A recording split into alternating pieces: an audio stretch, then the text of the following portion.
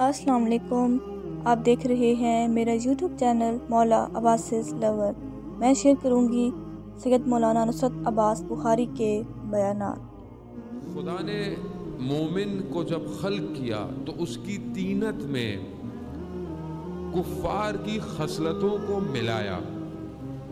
کفار کی جو خصلتیں ہیں، اب انسان غلطی کرتا ہے، برے کام کرتا ہے، مومن کرتا ہے کہ نہیں کرتا؟ خدا نہ خواستہ میں آپ کو نہیں کہہ رہا کہ آپ بولیں کہ ہمیں مولانا صاحب کہہ رہے ہیں کہ نہیں، انسان، میں اپنے آپ کو کہہ رہا ہوں، میں خوب انسان سے غلطی ہوتی ہے، کوتاہی ہوتی ہے۔ وہیں پر خدا نے جب کفار کو خلق کیا تو اس کی طینت میں اچھی خصوصیات کو ملا دیا۔ اب آپ کو نظر آتا ہوگا ہے تو کافر مگر اچھے کام بھی تو کرتا ہے، لوگوں کی مدد بھی تو کرتا ہے، انسانیت کا خیال بھی رکھتا ہے کہ نہیں ہے وہ بھی؟ اور اسی کو لے کر تو وہ علمبردار بنے ہوئے ہیں کہ دیکھیں ہمارے پاس اسلام نہیں مگر ہم کام تو اچھے کر رہے ہیں، اور اسی چکر میں ہمارا جوان اور ہمارے لوگ جو ہے وہ دھوکے میں رہتے ہیں، یار وہ کم از کم اتنے تو اچھے ہیں، کم از کم خیال تو رکھتے ہیں، ہم کیا کر رہے ہیں؟ تو وجہ کیا ہے کہ یہ خدا نے طینت جب خلق کر رہا ہے تو یہ ملا دیا۔ وہ کیوں ملایا خدا نے؟ خدا نہ ملاتا یہ دونوں الگ الگ چلتے نہیں، خدا نے ملایا اس لیے، اس برے میں خوبیوں کو ملایا اس لیے کہ اس کی یہ خوبیاں زندگی میں شاید اس کے دل کو منقلب کر دے۔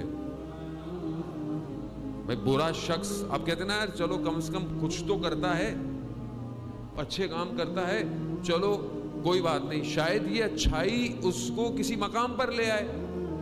خوب مثال کے طور پر واقعہ تاریخ کا آپ کے سامنے ہے، ساتویں امام موسیٰ کاظم علیہ السلام کا دور، صلی اللہ علیہ۔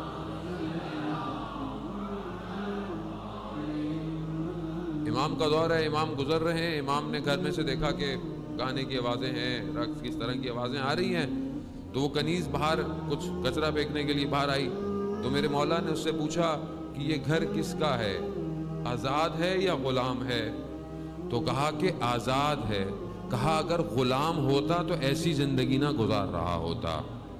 اب جب اس نے سنا، جب وہ پہنچی تو جو اس کا آقا تھا اس نے بولا دیر کیوں ہوئی؟ کہا ایسا ایسا ہوا، امام گزر رہے تھے، انہوں نے مجھ سے پوچھا تو میں نے کہا کہ آزاد کا گھر ہے۔ امام نے کہا اگر غلام کا گھر ہوتا تو ایسا نہ ہوتا۔ اب اس کی طینت میں کہیں کوئی خوبی تھی، کہیں کوئی خوبی تھی، تو اسی حالت میں بھاگا۔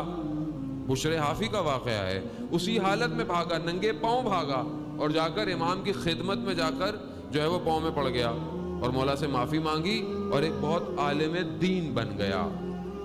یعنی طینت میں اچھائی تھی کہیں نہ کہیں، اسی لیے پروردگار نے اس روحوں کے اندر اچھائیاں رکھی ہیں کہ شاید منقلب ہو جائیں۔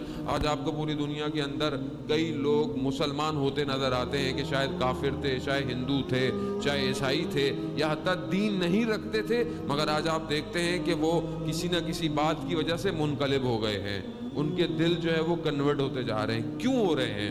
اگر یہ راستہ واضح ہوتا تو کوئی بھی ادھر سے ادھر نہ آتا۔ نہیں، شاید آپ کو سمجھ میں نہیں آیا۔ اگر طینت میں اچھائی نہ ہوتی تو حر کبھی بھی ادھر سے ادھر نہ آتا۔ یعنی خدا نے رکھی ہے، اور یہاں پر بھی برائیاں رکھی ہیں۔ کیوں رکھی ہیں؟ ہمارا امتحان لے پروردگار کہ یہ ہر حالتوں میں جب شکنجے کی حالت میں پڑتے ہیں برائیوں کی طرف پلٹتے ہیں یا مجھے یاد کریں گے۔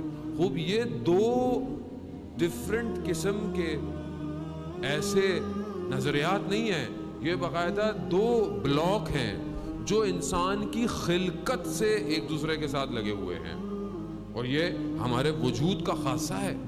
وہ مومن سے غلطی ہوتی ہے، مومن گناہ کرتا ہے، کیوں کرتا ہے؟ کیونکہ اس کے طینت میں چیزیں مخلوط ہیں۔ عزیزان محترم، وہ پروردگار سورہ انفال کی آیت نمبر 37 کے اندر بھی یہی فرماتا ہے کہ یہ جو کافر ہیں، یہ جو منافق ہیں، یہ بھی نفاق کرتے ہیں، یعنی پیسہ خرچ کرتے ہیں۔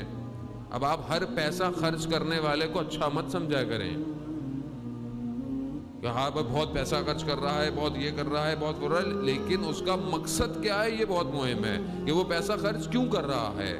تو قرآن کہتا ہے کہ یہ پیسہ خرچ کرتے ہیں مگر کیوں؟ یہ اللہ کا راستہ بند کرنا چاہتے ہیں، یعنی یہ خدا کا راستہ بند کرنا چاہتے ہیں۔ مگر وہیں پر مومن بھی ہیں، وہ بھی نفاق کرتے ہیں، وہ بھی زکوٰۃ دیتے ہیں۔ قرآن کی آیتیں کہتی ہیں یوتون زکوٰۃ، یہ زکوٰۃ دیتے ہیں، مگر یہ زکوٰۃ کیوں دیتے ہیں؟ یہ زکوٰۃ صرف مالی نہیں ہے، بلکہ یہ اپنا پورا کا پورا وجود اسلام کی راہ میں دے رہے ہیں۔